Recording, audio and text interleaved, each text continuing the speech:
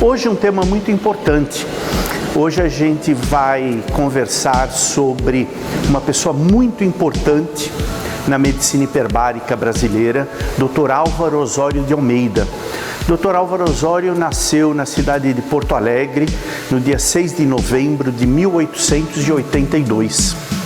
Na sua juventude se mudou para a cidade do Rio de Janeiro, onde cursou a Faculdade de Medicina da Universidade Federal do Rio de Janeiro. Se formou em 1905. A partir de 1906, ele iniciou uma série de viagens para a Universidade de Paris, na França, e lá teve contato, fez vários estágios no Instituto Pasteur, com renomados cientistas europeus na área de fisiologia, de metabologia e de doenças infecciosas. A partir de 1911, ele foi convidado e aceitou o cargo de inspetor-geral da área de higiene e saúde do estado do Rio de Janeiro. E a partir daí, iniciou vários trabalhos na área de prevenção de saúde pública. Foi uma das pessoas mais importantes naquela época para a cidade do Rio de Janeiro na área de prevenção de doenças infecciosas e de saúde pública. A partir de 1930, 1932, nas suas viagens constantes para a Faculdade de Medicina em Paris, ele teve contato nos hospitais de Paris com câmaras hiperbáricas, câmaras multipaciente, que eram então utilizadas para doenças descompressivas ligadas a mergulho. E muitos desses serviços coordenados pelo oficial da Marinha francesa, o almirante, na época, tenente Jacques Cousteau, que depois, na nossa juventude, a gente aprendeu a assistir filmes do Jacques Cousteau. E o Jacques Cousteau, na época, era um diretor de um serviço de medicina hiperbárica na França. Quando o Álvaro Osório retornou, a partir de 1932, para o Rio de Janeiro, ele já diretor médico do Hospital Gafrey-Guinle, Hospital de Doenças Infecciosas, que ainda existe na cidade do Rio de Janeiro, lá ele montou o primeiro serviço de medicina hiperbárica em toda a América Latina, com uma das câmaras que ele havia tido contato na França. Importou essa câmara através de navios e implantou esse serviço no Hospital Gafrey-Guinle. Produziu de 1932 até meados de 1942, 43, centenas de trabalhos usando esta câmara hiperbárica com oxigênio a 100%. Ele foi um dos precursores da transformação de câmaras hiperbáricas, que até então eram comprimidas apenas com ar, na utilização, através de máscaras, no uso de oxigênio a 100%. A partir daí, juntamente com alguns pesquisadores ingleses, ele abriu o primeiro ramo da medicina hiperbárica, passando a ter a área da medicina hiperbárica ligada a doenças descompressivas para agora a oxigenoterapia hiperbárica, utilizando as mesmas câmaras hiperbáricas, agora com inalações de oxigênio para tratamento de doenças infecto-contagiosas. A partir daí, ele produziu centenas de trabalhos utilizando essas câmaras com oxigênio para tratamento de infecções, principalmente provocadas pela lepra lepromatosa, que era uma endemia naquela época na cidade do Rio de Janeiro. No futuro, falaremos especificamente sobre essas patologias. Dr. Álvaro Osório manteve em pesquisa e tratamento dessas doenças neste laboratório, com essas câmaras hiperbáricas no Hospital Gafrey-Guinle, até meados de 1943, 44, 45. A partir daí, a sua produtividade caiu muito por doenças. Infelizmente, Dr. Álvaro Osório morreu no dia 6 de maio de 1952 e não obteve continuidade nesta clínica hiperbárica do Hospital Gafenguine. Infelizmente, para nossa tristeza. A medicina hiperbárica, a partir daí, ela teve uma continuidade esporádica no Ministério da Marinha.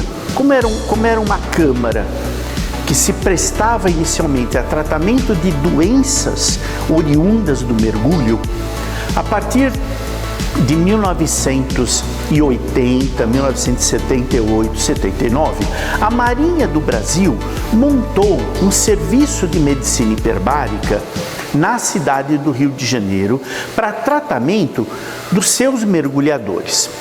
Em 1983, através da Marinha Brasileira, foi inaugurada a Sociedade Brasileira de Medicina Hiperbárica, basicamente com médicos oriundos da Marinha Brasileira.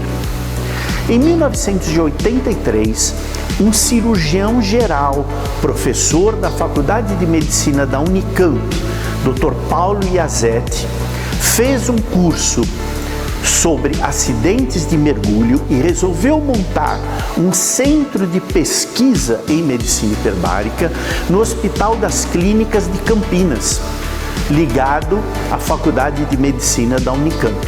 Esse serviço permaneceu ativo em pesquisa por aproximadamente 12, 13 anos, quando infelizmente o Dr. Paulo Iazetti faleceu.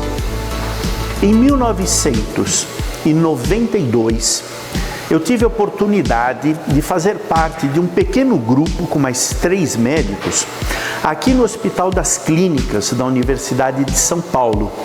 A partir do início de 1992, nós adquirimos uma câmara hiperbárica de origem americana e a partir daí iniciamos a formação de um pequeno serviço com câmaras individuais como estas. O serviço teve o seu primeiro paciente no dia 18 de setembro de 1992. Esse serviço perdurou até dezembro de 2000, quando por questões, infelizmente, alheias à nossa vontade, o serviço foi desativado, basicamente por questões políticas. A partir de então, a medicina hiperbárica no Brasil veio ganhando um desenvolvimento bastante importante.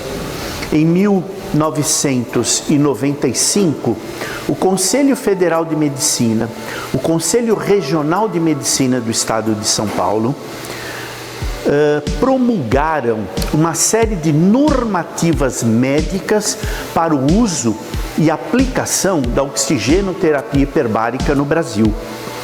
A partir de 2000, a Anvisa acabou formulando questões administrativas e éticas profissionais, regulamentando e normatizando a formação de serviços de medicina hiperbárica em território brasileiro.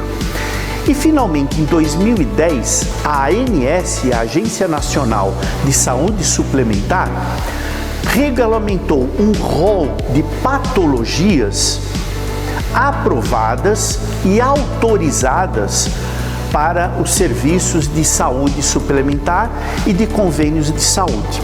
Então, hoje, no Brasil, nós temos toda a medicina hiperbárica totalmente regulamentada do ponto de vista ético, do ponto de vista profissional e do ponto de vista científico. Existe uma total segurança nas normatizações da medicina hiperbárica no Brasil. Com isso, nós temos segurança de tratamento. Porém, nós não podemos deixar de avisar o seguinte: toda normatização ela é feita pelo Conselho Federal de Medicina e pelos seus conselhos regionais de medicina, corroborado com a Anvisa e com a ANS. A medicina hiperbárica é um tratamento médico e, como tal, ela deve ser totalmente supervisionada por médicos. Então, é imprescindível que a gente tenha em mente que a medicina hiperbárica, as câmaras hiperbáricas, elas são utensílios médicos de tratamento médico. E por isso devemos ter o cuidado de ir para serviços regulamentados, serviços coordenados e com presença de médicos hiperbaristas, tomando conta do paciente e do seu tratamento. Muito obrigado.